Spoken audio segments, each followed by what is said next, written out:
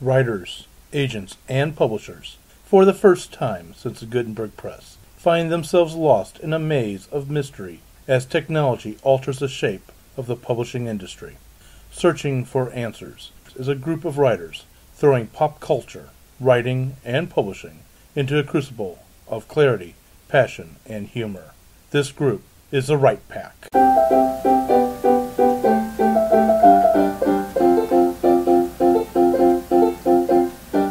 Welcome back to Right Pack Radio. This is your host, David Allen Lucas, author of mystery, science fiction, horror, poetry, and other things. And with me today is... Kathleen Kayembe. I am a paranormal romance and urban fantasy writer under the pen name Kaseka and Vita. And I like magic, and I've said that before, so someone else should go. Okay. My name is Jennifer Stolzer. I'm a fantasy author and illustrator, and I like dissecting plots a lot, so this is a good topic. Yes, this is Jennifer is over there not twiddling her thumbs, but doing the evil mad scientist twiddle of her hands. I promise I won't dominate conversation with my a million little nitpicks. Don't make Just that keep the promise. maniacal laughter down to a minimum. Blah, ha, blah, ha, ha, ha, She will take over the There we world. go. Okay, moving on. All right, I'm Brad R. Cook. I write stuff. I'm Meredith Tate. I enjoy reading and writing anything dark and speculative, usually for young adults. I'm Melanie Kulani. I write sci-fi, fantasy, and nonfiction. Okay, and today we're just going to talk about writing stuff. No, actually, what we're going to really do is we're going to talk about plot fails and the forgivable sins. Taking our plots onto couches and down cul-de-sacs where we can murder them and make them horrid and letting them go rampant.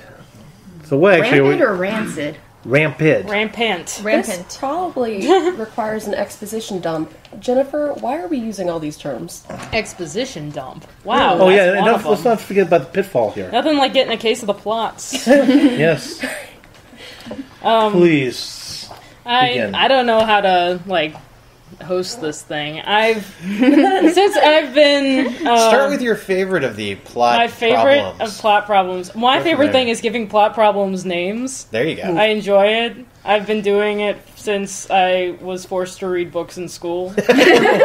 And most of these come from my own mistakes. I'll start from the advent of this, I suppose. The bamboo trap scene is my favorite, and I've tried to educate everyone on the fails of the bamboo trap scene. Would you define the bamboo trap? A bamboo trap, as it exists, is a hole in the ground full of sharpened bamboo sticks that stick straight up, that someone then thatches over with leaves and dirt to look like there is no hole in the path.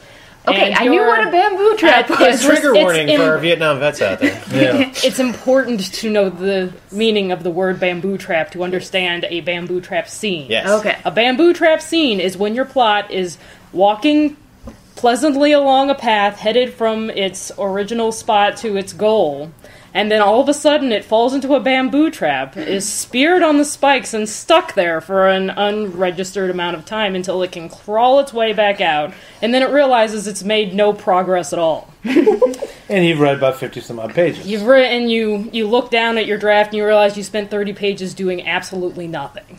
So how would this be different from, let's say, a challenge? Let's say someone's just walking along trying to get to their pot of gold and then a dragon attacks. I mean, what separates that from the bamboo trap? A dragon attacking is something. A bamboo trap scene is when everyone sits down and talks about what they already know.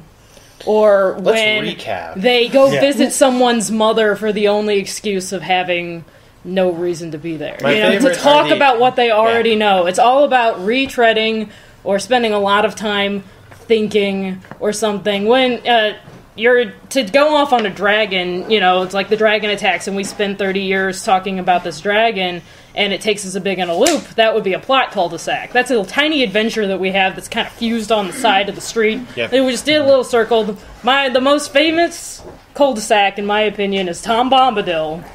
Tom Bombadil is a plot cul-de-sac. He is not a bamboo trap scene because he has nothing. Lord of the Rings. Yes, in Lord of the Rings, he has nothing to do with the main plot. but he is kind of an adventure of his own. And he comes back a little bit here and there, but he's not very important. The point is that we go into Tom Bombadil's house, we learn about him, we learn about his lore, we learn about his wife, we learn about his donkey, and then we get back on the road and we go continue where we were going. That took us on a little journey. A bamboo trap scene is nothing but a painful hole that you lay in for a while. Oh, I would call that quicksand, really. Well, that would work too. It supplement your fatal trap flaw where you will.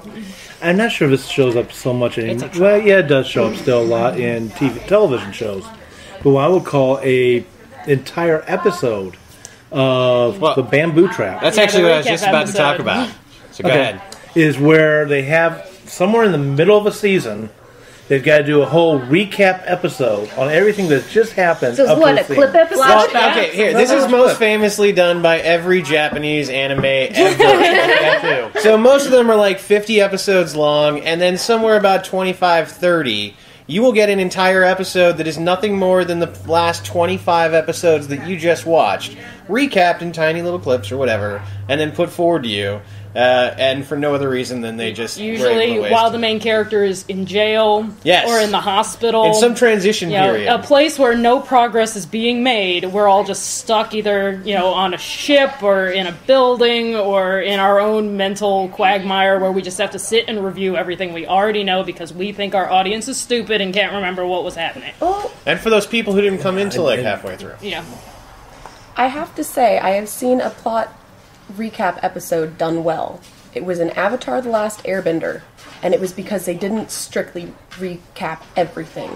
What they did was they continued the series in terms of the character actions. The characters all went to see a play being put on by an enemy nation about their exploits. They went in disguise. They wanted to see what all the fuss was about, what everyone thought they had been doing.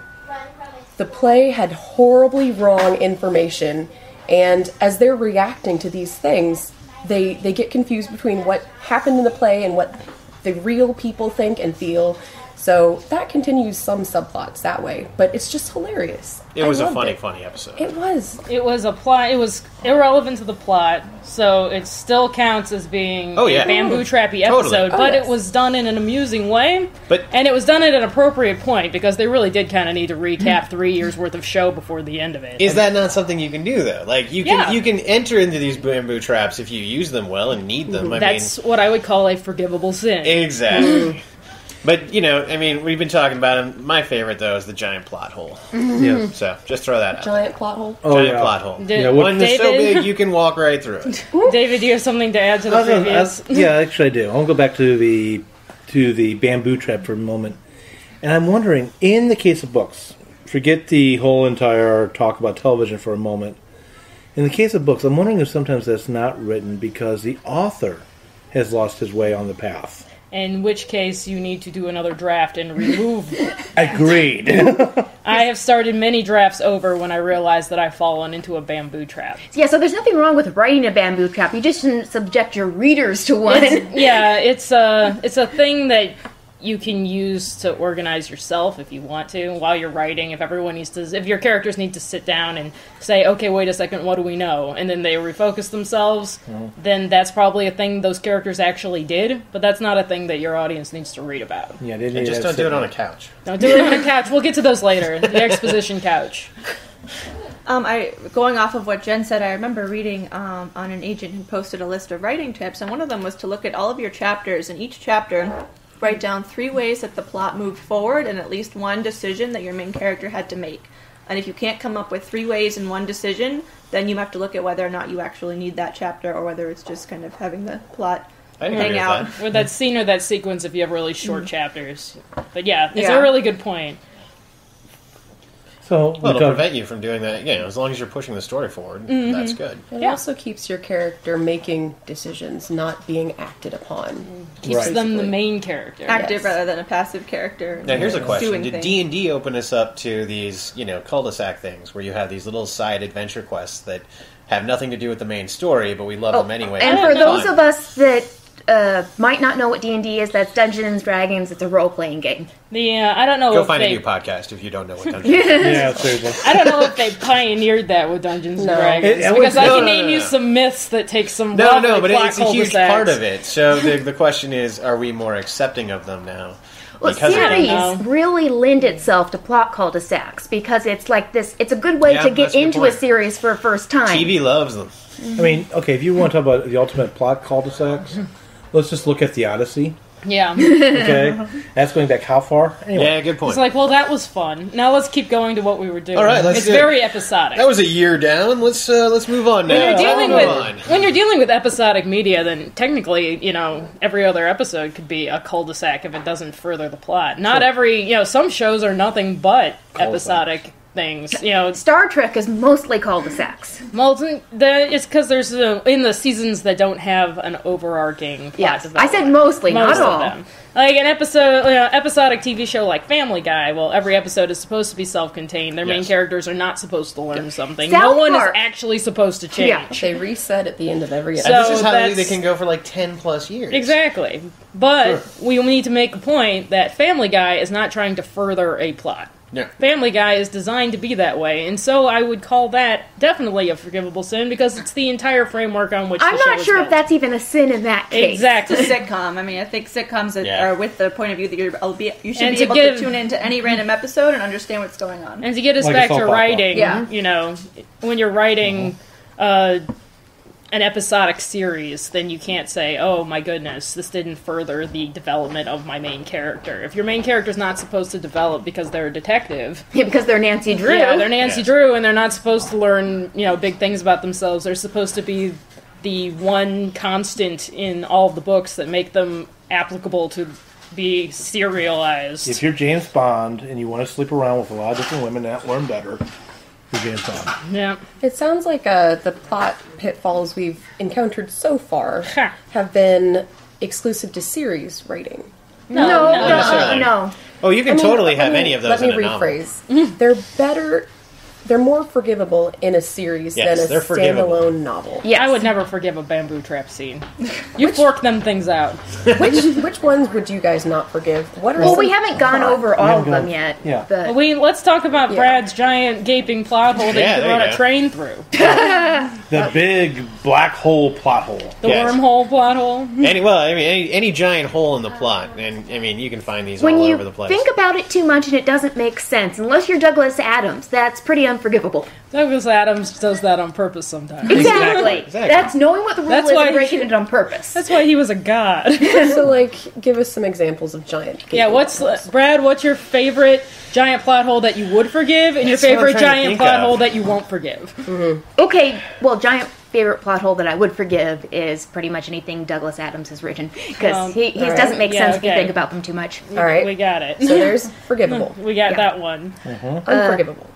Star Trek Into Darkness. Just in general. Just the whole The film. whole entire reboot. But Yeah. She broke David for a minute, by the way. He put his head in his arms, not to his hands, his arms. Just went down and stopped. He for a still minute. can't compose himself. He's I'm red. trying to just sum up, maybe my Don't favorite cry. plot hole there, but, the distance laughing between silently, planets is one of them, a and big the plot whole hole. thing of, wait a minute, this is Earth, where are all the other starships? Yeah. It's like, wait a minute, oh, okay, here's my favorite one. I He's just still remembered my laughing. favorite one. My favorite one is, a major spoiler alert for anyone that hasn't seen it, but this movie has been out for a while. shaking with laughter. So, young Spock is in command of the Enterprise. Yeah. He is being attacked, and the Enterprise is under threat of destruction by the evil Admiral. Uh-huh. He can't contact Earth because the Admiral is jamming his communications, but he can contact New Vulcan. So what does he do? He contacts New Vulcan. Makes perfect sense. Uh-huh. He talks to Old Spock. Makes perfect sense. Do you know what he says? Does he say, help? Insane Admiral is going to kill us and murder all of us. No! He asks for advice on Khan. He doesn't say, get a message to Earth, send help. This Admiral has committed treason. No! Is that plot hole, or is that just characters being stupid? That's just it. It's not. Count?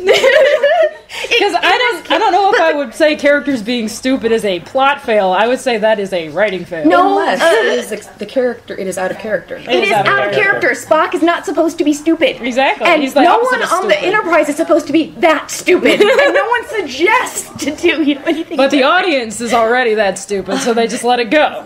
Well, not to mention another thing. It's not really so much of this is a forgivable one. Okay. But at one point, Kirk is on the Klingon homeworld, and he's talking on a communicator with Scotty on Earth. Yeah. The longest communicator call in all of history. They're on Verizon. Yes. The point is, that's forgivable. But, that's just, the technology is like, it works whenever we want it to work, and it doesn't work whenever we don't need it to work. So, plot holes, to bring us back to topic. Yes. Plot holes are when the plot world completely breaks Yes. because of one detail that was either included or not included. Yeah, and usually that detail is left out because the writer is like, I really want this to happen, but I don't know how to happen, Right. how to actually make it happen, so we're just going to write this and hope nobody knows. I mean, perfect example. I'm sorry, I'm going to jump in here because since Melanie has had me laughing the last several minutes, Yeah. let's just talk about real fast. Here's an example of when it should not have happened. But once again, they were trying to rush a movie and try to rush their plot. Both the Enterprise and the what's the name of the other ship? The Avenger or something like that. I don't Whatever, know. Valiant. The whatever. other one. The other one. They're crashing to Earth. They're not under power. But yet they have covered the distance that a power or semi-powered flight like any of the Apollo missions would have covered in days. They've covered in Minutes. Space magic. Space magic. Metachlorian. No, wait, no, the Yes. Force. If we explain it, it's just not okay anymore. Yeah, Okay. the thing is, the rules of physics change at convenience, and they don't even use hand-waving of technology to explain it. Can I go a step beyond that? Please. Yes. That's So we don't not end up just in a changing the rules of physics, but something that bothers me in stories is when something that should be completely available for use is suddenly not because it's convenient to the plot and there's no real reason why, say, the cell phone is suddenly not working or nobody Horror thinks stories. to use. Yeah. Nobody thinks to use this to call somebody outside for help or What would you like to name that one? out of signal. Just like the signal loss? no, don't name it that. Like you can't. The cell phone always dies first. Oh my goodness! I've heard someone else call it that. I like that. Then I will take it. Yeah, stuff like that. Just stuff that suddenly stops working or nobody thinks about, even though it would be the first thing I would think about, and most people would think about using in that situation to get out of trouble. I've heard, and I don't know what it is, I think Jen told me, that the reason why Harry Potter #4 is so long is because someone pointed out a plot hole, and so she Yes. wrote the first half of the book, another first half The of the entire book. Rita Skeeter plot was written to stitch up a huge plot hole in book 4. What was the plot hole? I do not know what the plot hole was. I don't think the article I read shared that plot hole, which is probably wise. I do admire But that though. but Yeah. she had She she fixed went it. back in and she fixed it real quick by inventing Rita Skeeter and putting that whole plot in. that I admire. Like if you have a giant plot hole and you go back and you do the work You to plug make it it. okay. Yes. Yeah, and I recommend anyone listening to Google that and make sure that it hasn't been debunked at this point. And Rita Skeeter is actually a character I really, really hate because I hate you're her. supposed It's to. beautifully done because she's supposed to be, helping and she's spreading lies on purpose and it's making everything worse for everyone in this terribly tense situation. So, yeah, I like that plugging of a plot hole. So I'm gonna. Oh, sorry. Go Oh. ahead. I was going to jump onto another one, but that's right. Sure. No, I was going to say that I would take Kathleen's plot fail and fold it into one of mine that I hate a lot, Go for which it. is the convenient misunderstanding. I hate Or- the convenient misunderstanding Those so much. those happen in like When 2/3 stupidity of romance. pushes forward the plot. Exactly. Yes, they do happen in like 2/3 of It romance. happens so often that when it doesn't happen, I cheer. I've sit in theaters. That was really bad English.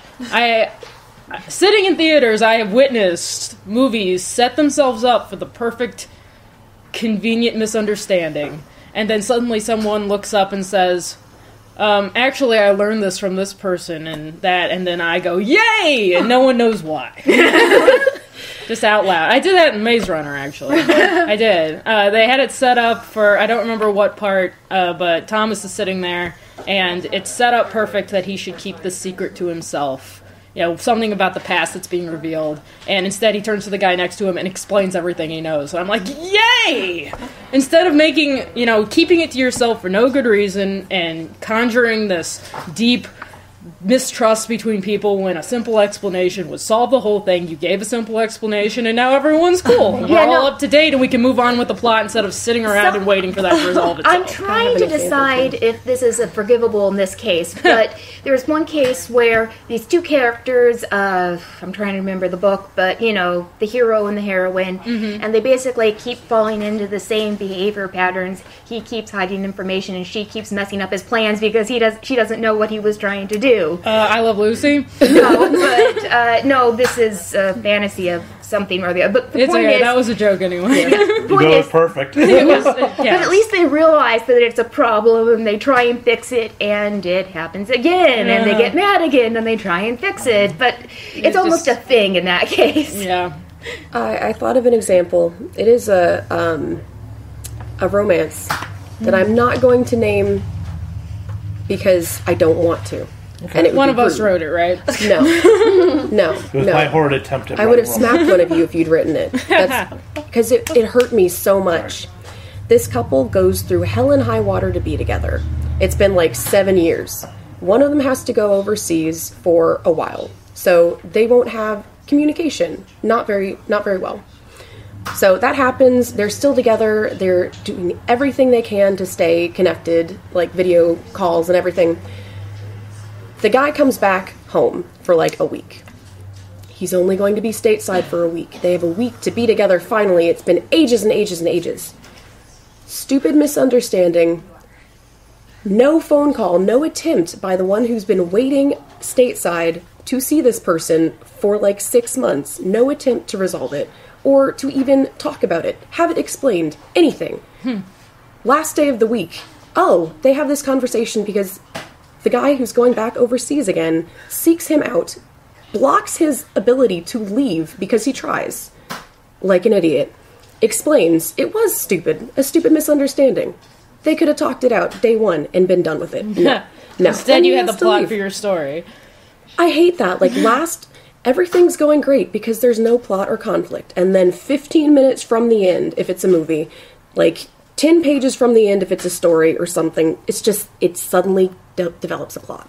But not a plot, a misunderstanding that's convenient. I hate those so much. Now, sometimes the misunderstanding is more complex, and it's like, for instance, they actually try and talk to each other, and they might be talking past each other. That's more forgivable. Yeah. What I'm thinking of, it just, no attempt. It was completely out of character. Completely. The go blow up the Death Star. No, I don't want to go blow up the Death Star type plot. No, sorry. Bad joke. I'm making a bad joke here, sorry. Twilight? Yes. Last 15 minutes? Twilight, how the plot just magically manifests in the last 15 minutes of the book and movie. Yep. That's always annoyed me. Well, Twilight, not to pick on Twilight, but go for it. You know you want to. The whole second book is just a convenient misunderstanding because because Edward's like, I can't be with you, I'm out, after the whole last book, and then he takes off, and her entire motivation for that whole book is just trying to get either get Edward back or understand why he left. And he could have said, hey, I left because it's dangerous to be with you, and I'll be back later when I sort myself out, and she'd be like, okay, cool, I'll be waiting right here because nothing ever happens to me. My biggest complaint about Twilight, and yes, I read all 4 books, but going off of what Jen said about convenience, the 4th book, the entire book is spent building up to this huge battle that's going to happen between the Volturi, the bad guys, and the good guys over here in America. And the entire book is them training for it, realizing that this fight's going to happen, making plans around it, and then finally the bad guys come, and they work it out and don't fight. And to me, that was a huge act of convenience, and it drove me nuts. I heard there was a battle in the movie. What happened there? In the movie... In the movie, millions of young girls wept and cried and screamed and thought that everything had ended. No, wait. It was a vision. In the movie, they decided to put a fight in there because in the book nothing happened. So they decided to make something happen by making a fight and then being like, "Oh no, just kidding, that didn't happen. That was my vision of what was going to happen. It was just a dream."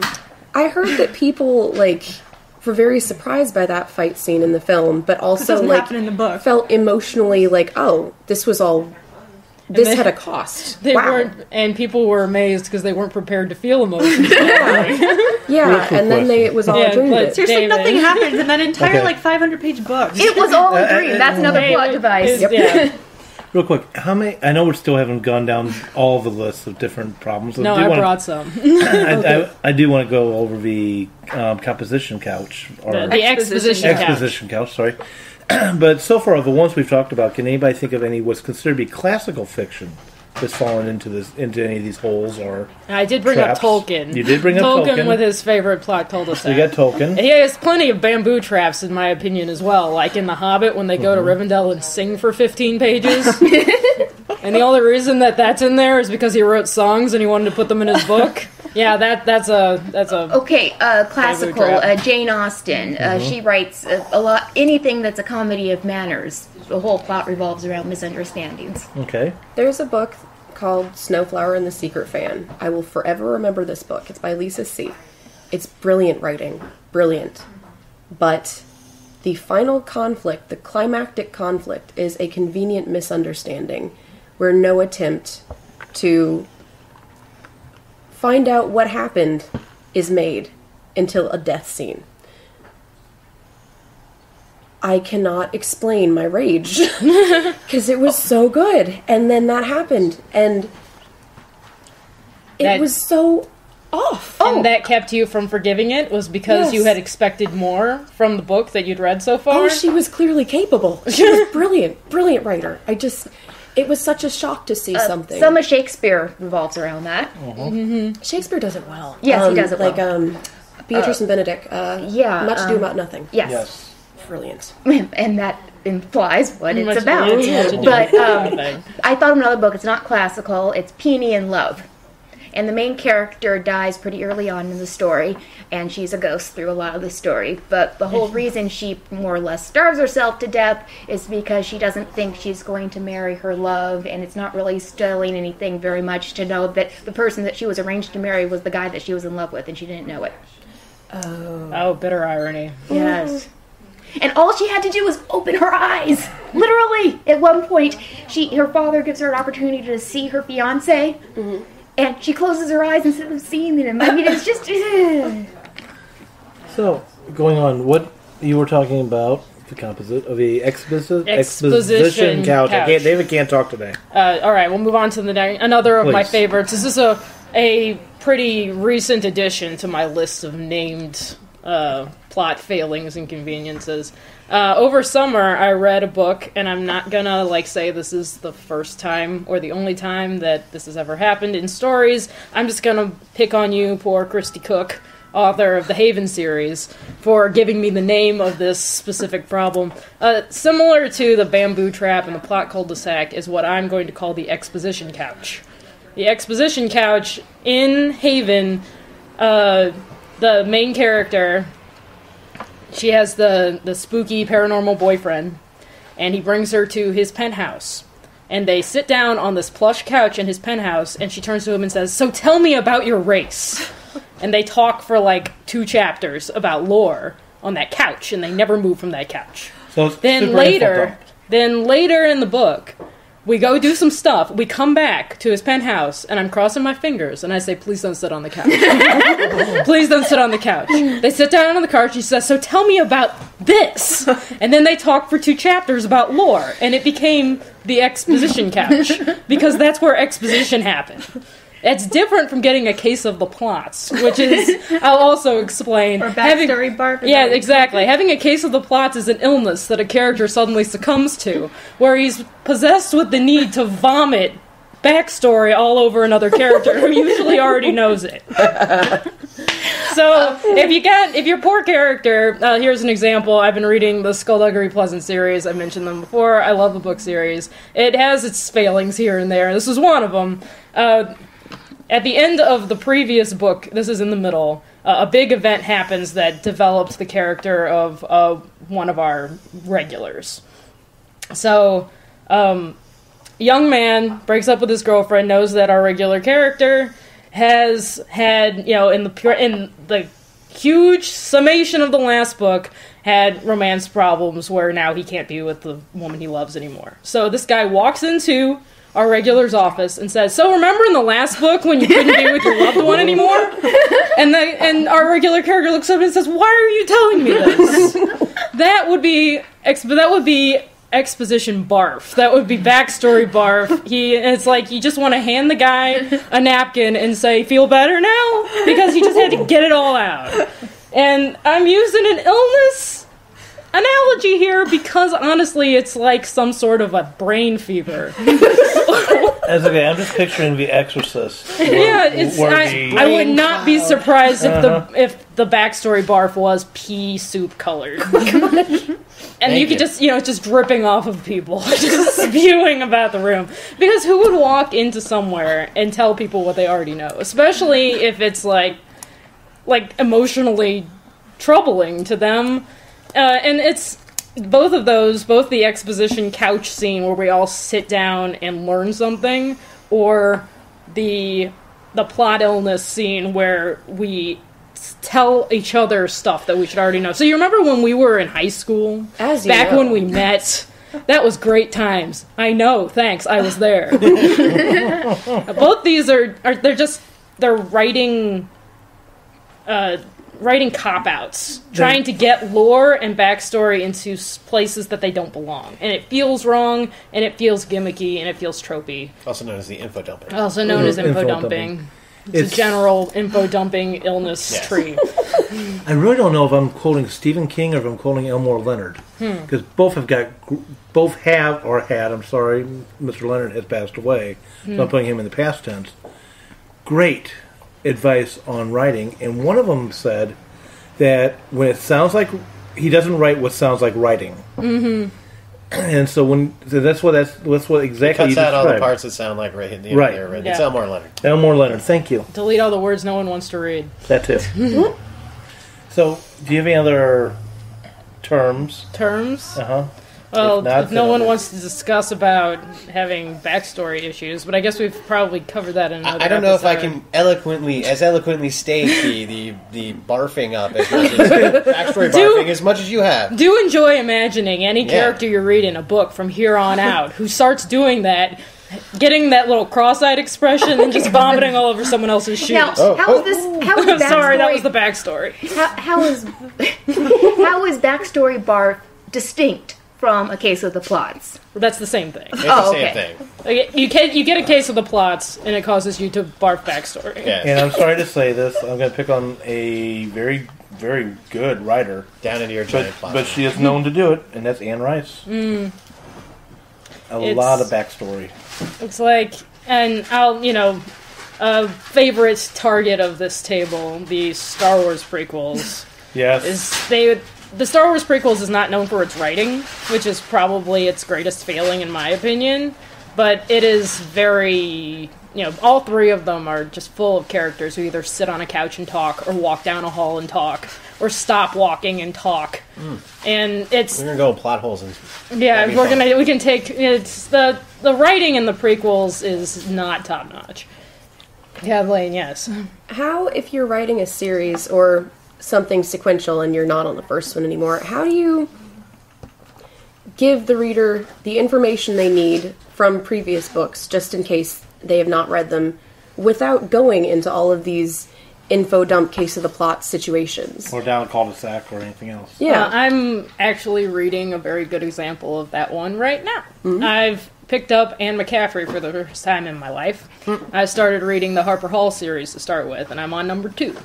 Number 2 picks up immediately where the previous one left off, and every single point of reference to the past and it's written in third person, I'll make a note, so it's not like, I thought about the time when I was trapped in a cave halfway up a hill and I happened to impress 9 fire lizards. It's not like that. The point is, she shows up with 9 fire lizards, everyone's like, holy cow, how'd that happen? She's like, oh, well, I was trapped in a hill, halfway up a hill. Oh, really? That is tough. Well, what are we going to do with them? It's like, well, I'll just make sure that they stay up in the rafters because I can tell them what to do. And it felt natural because it wasn't, sit down and let me tell you the story of the previous book. Yeah, so it was a conversational thing where she, where where mentally was sharing information that the other person logically wanted to hear.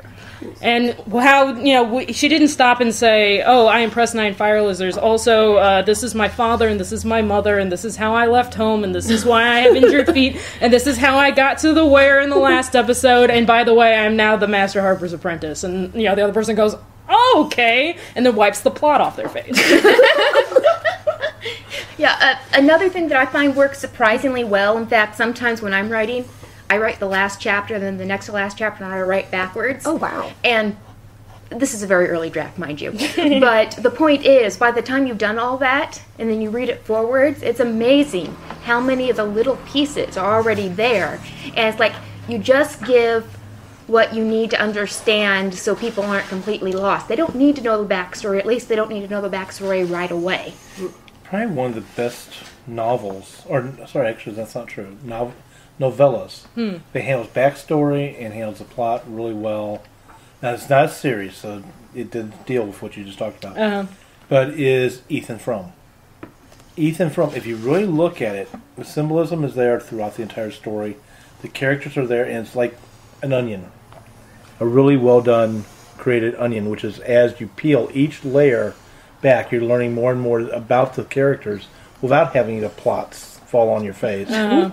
In fact, it's much more interesting that way. And see, that's the goal. The goal is to avoid these things so that you are writing an interesting and engaging story throughout. And I think really the author is crying because it's like peeling an onion. You're having to do It's an onion, not a parfait. Exactly. There is pain involved. Okay, so we've got any other ones, and then I want to ask a question. I'll ask your question. Okay, how do we avoid these? If the listeners out there laughing their butts off, I hope by now. I hope so. One of the questions, if they're especially if they're a beginning writer, is how the hell do I avoid this? Write really well. That's a nice blanket statement. Nice try. Yes. Way to go! I'll give you a high five over the mic. As you can tell so far, I avoid them by putting names on them. Yes. Because when I name them, I recognize them. I do the same thing with. I've mentioned the by zombies trick for passive voice. If you can finish a sentence with by zombies and it still makes sense, you've written it in the passive voice. A good example would be Jeff was stoned by zombies versus they stoned Jeff, in which they stoned him, he was stoned by them, and not zombies. Unless they stoned him with zombies. Unless the zombies stoned him. Yeah, so we won't talk about Zenado. Anyway. Yes, and extra instances of the word just and the word very. I made the point in my own writing that when I'm reading and an unnecessary just appears, I always say it with a certain suspicion. And then like you're reading along, it's like, I just wanted this, and I go, just. And then I know that's, it's like, so when I'm reading and it says, I just wanted this, I'm like, oh, I don't need that one. I just because if it reads fine without that word, you don't need it. And same for very and really and all those probably. Of words. Yep, they're words. Yeah, you can get rid of those. We stick them in as placeholders as we think of the next word we're going to use or something like that. I do the same thing with the word even. Because I hate it when people use the word even. You're listing something and it says, today at, Walmart we have a sale on couches, tires, and even lamps. No, not lamps! You use the word even when the last in the list is like, I can't believe it's even that! So it's like, if I can read something or write something and finish it with, even this, no, not that, and then you don't need even, you just either make it a list or you rearrange them. Like if couches are really, really expensive at Walmart and you say, we've got lamps, tires, and even couches, like, wow, couches, I didn't know that was on sale, let's go check it out, this is special.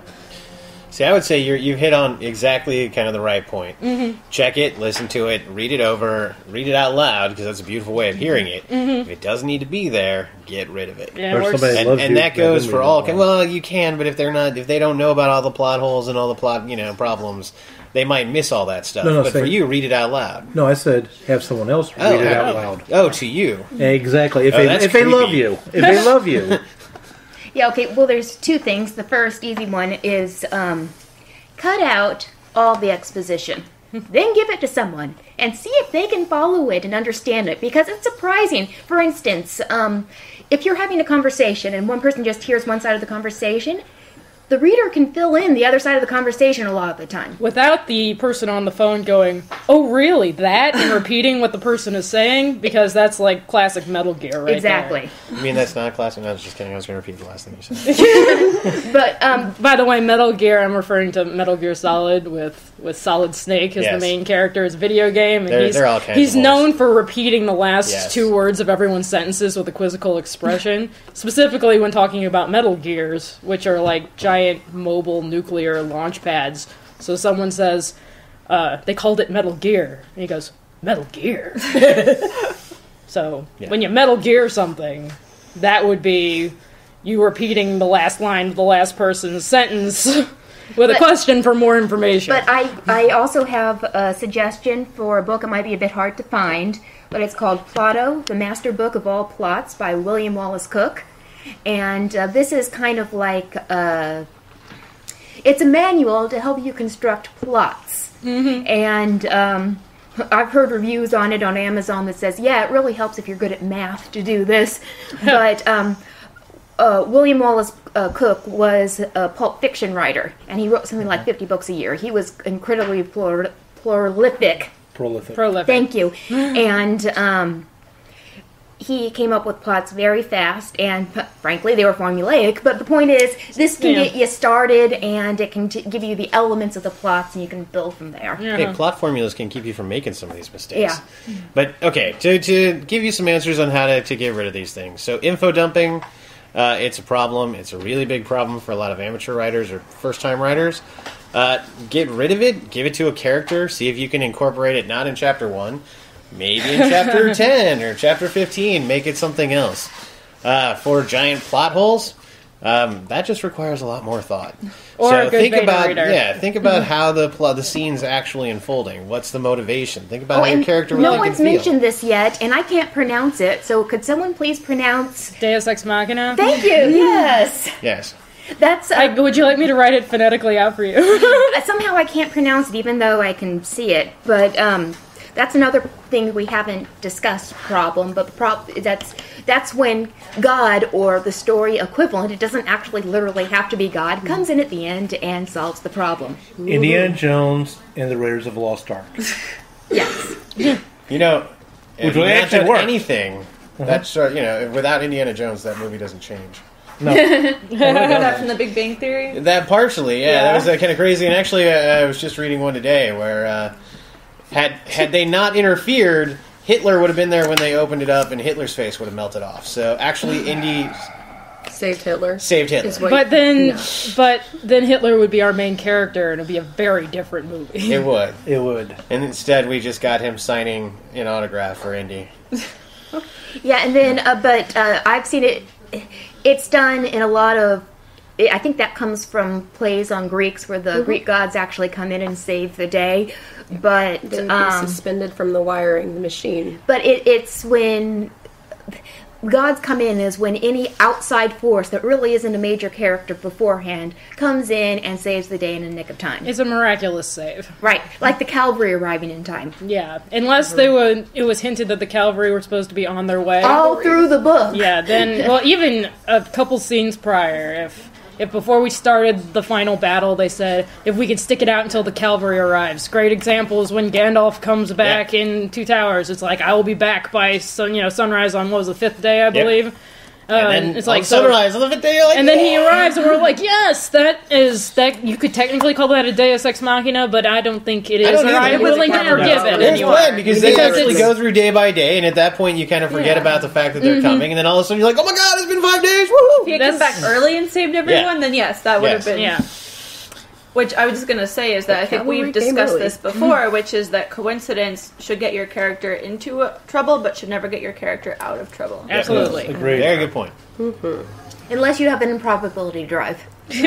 Well, let's just say magic. that Douglas Adams is excused from everything. Yeah. All things ever. Yes. I'd say the same with magic as coincidence, you know. You can get your character into trouble, but it should not be the only thing that gets them out of it. Some internal thing should be what Yeah, magic saves should be it. a tool. It shouldn't be the grandiose of everything Yes. that fixes all. It should get you into trouble. In Star Trek, Unless that's you're writing a fairy tale and it's the end where, like, you know, the destroyed, decaying forest suddenly regrows and turns all green and the flowers all pop right out. Fire magic missile. That's the one I like. That's the only real, like, you know, magical nature, just fixing everything kind of thing. Oh, It doesn't do that really in fairy tales. In fairy tales, it's something the main character has Ferngully? done. And Ferngully. In Ferngully, Maggie did that and she gave her life, thank you. I know. Honor her sacrifice. It's It had a awesome.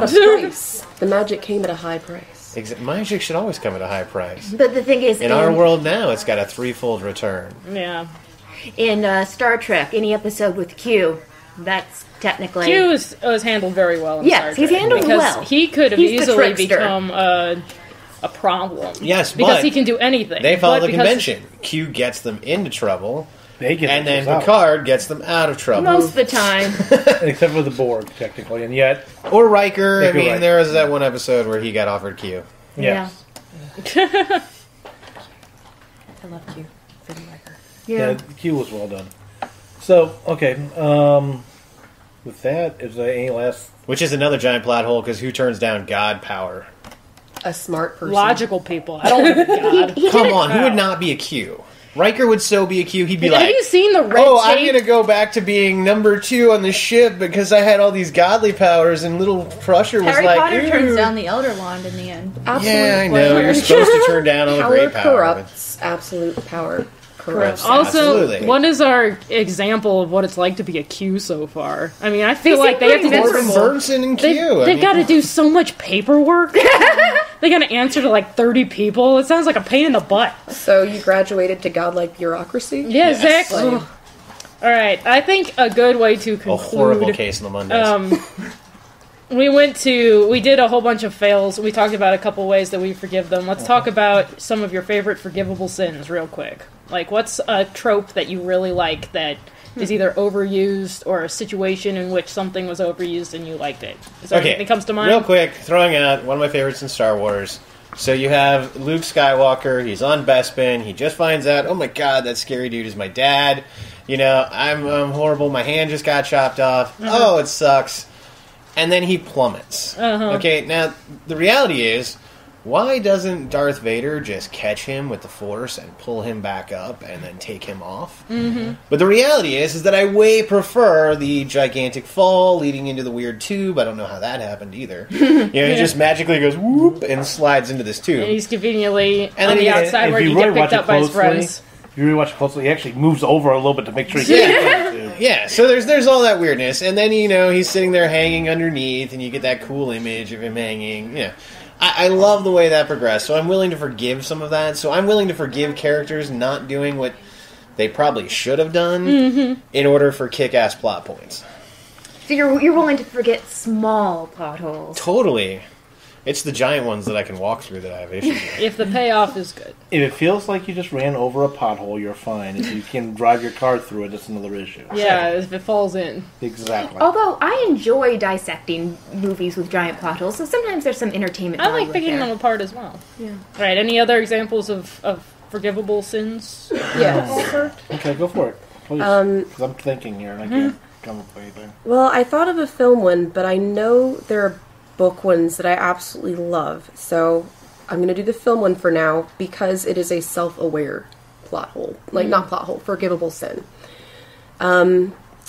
Something convenient saves the day.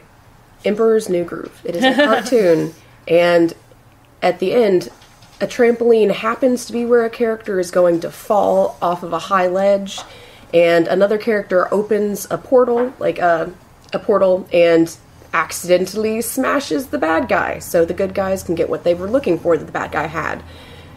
Kronk is very aware that this is weird. He's like, what are the odds of this what are the odds of that portal opening up here? None. Those are the odds. And it's terribly aware of that, and it just makes light of all these convenient little things that would not happen. And that's because of tone. Yes. It's set a tone where it doesn't care, and you're supposed to also laugh at it. Yes. So then, The if audience it had is in been on a the joke. super serious film up to that point, and it just so happened that he opened the door and smashed the bad guy so that everything worked out, would you be willing to forgive that? Oh no. But why didn't you tell me that nobody ordered this trampoline here? You let me set it up and everything. Bounce. Beautifully done. Yeah, that is one thing I do like. The convenient coincidences that get characters out of trouble. I mean, if it's done right. There's a book that I read last week called Spider's Bite. It's by Jennifer Stolzer, and I'm officially in love with this person. Officially in love with her writing. In the book, it's an elemental assassin urban fantasy and paranormal romance. And the main character goes through a lot of stuff that she then has to fill in other people about. That's not written out. She's just like, yeah, I explained it, and then you move on. That was the best exposition dump I've ever seen done, because there was no dumping. It's just beautiful. I mentioned kind of my forgivable sin situation earlier when I was describing backstory barfing. I love... Anytime, the way that you will get me to forgive any problem is for someone in the room to look at them and go, really? The minute it becomes self-aware, I'm ready to forgive it. If they sit around for 3 years and talk about everything that's happened to them so far, and I'm rolling my eyes and someone says, can we leave already? Then it's like, that's better. I might be able to let you get away with that because you know what you're doing. And that's when I start to have faith in the author again. Mm-hmm. If the author or the show writer, screenwriter, or whatever has shown me so far that they got this in the bag and something weird happens, I'm more ready to forgive them for it because they've done a good job up to this point. Unless they drop it so utterly bad, I'm not going to go into my gripes about the Mass Effect ending again, but the ending of Mass Effect was such a misstep that that is not a forgivable sin. I'm not willing to forgive them. Nobody forgave him for it either. No one else forgave them. What was wrong with that? I mean... That's a conversation. Oh, okay. I'll send you a link. I've got like 5 hours of YouTube videos to send you about the end of that movie. Was not the ending to the story they were telling us. It was, again, a tonal shift. Like, they set up this idea that we have characters, these characters love each other, these characters will do anything for each other, your decisions matter, because the whole plot of Mass Effect is you are Commander Shepard, your decisions are life or death, your decisions affect the next game in the series, and here in the last game of the series, we thought all those decisions we made for all of this time would have a big impact on how it was going to end, and they didn't have time to complete an ending in which that took place. Oh. Instead, they kind of gave you an arbitrary, and here's your ending decision, oh, congratulations, you finished the game. And they completely ignored all of our friends that we'd put together because it was too much trouble, or they didn't have time and money. Well, to be honest, I'm not going to blame people, it was time and money. They didn't have time and money to implement all the different variations of the last 3 games, so they just shoved them all aside and gave you this thing to finish it, and it felt bad. It was a bad thing. Wow. Honestly, you just mentioned something, and you said it before, and I didn't jump it then. The one sin in the plot is the plot reset. Yes. Unless you're doing something like Star Trek, where you've gone through everything in episode in the bottle. Episode in the bottle, where it doesn't apply to anything. Okay, and Brad, Meredith, any finals thoughts? Brad gave his. Do you have any? Okay, well, just one final forgivable thing for me is sometimes I don't read a whole lot of romance, but some of the romance I've read is that the characters, it's very implausible that they would end up solving everything and getting together, but it ends with them together because romance trope is that have either a happy for now or a happily ever after. And honestly, I forgive that because I like it. I don't want to end it depressed and being like, well, why aren't they together? I want to read it and be happy. So that's something I can forgive. Amen to that. Excellent. And on that note, I am going to say this is the happy ending of this episode of The Right Pack. But before I go, we still have a public service announcement out there. STL Books, who is very gracious in giving us space to record, is currently seeking an experienced publicity writer. Does not have to be an expert. but solid on social media, Facebook, Twitter, etc. Blogging and media placements preferred. Hourly pay based on experience level. Please contact Robin, R-O-B-I-N, at stlbooks.com with an email to include your interest, resume or bio, pay rate, and some samples. And thank you for listening. The Right Pack would like to thank STL Books for allowing us to record in their bookstore. STL Books and Gifts is St. Louis's newest independent bookstore with an emphasis on fine literature for adults and children and the most comprehensive selection of St. Louis books available anywhere. Visit them online at stlbooks.com or in person at 100 West Jefferson Avenue, Kirkwood, Missouri 63122. Tune in next week as the Right Pack will conquer yet another pondering issue in the writing industry. Theme songs for Right Pack Radio were written and performed by Meredith Tate. All copyrights remain with her.